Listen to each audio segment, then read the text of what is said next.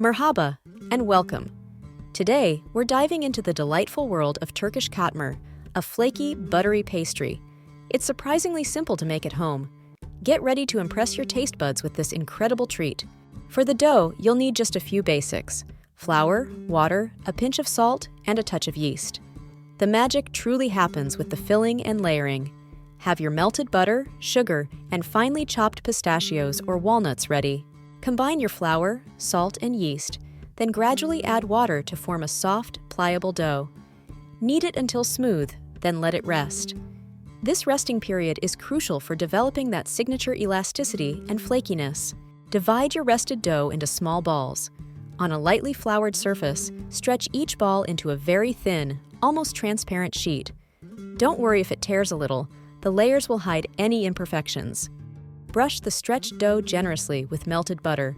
Sprinkle evenly with sugar and your chosen nuts. Now, fold the edges inwards to create a square or rectangular parcel. Repeat this process for all your dough pieces. Heat a non-stick pan over medium heat. Cook each katmer parcel for a few minutes on each side until golden brown and puffed. Serve immediately, perhaps with a drizzle of honey or a scoop of ice cream. Enjoy your homemade Turkish delight.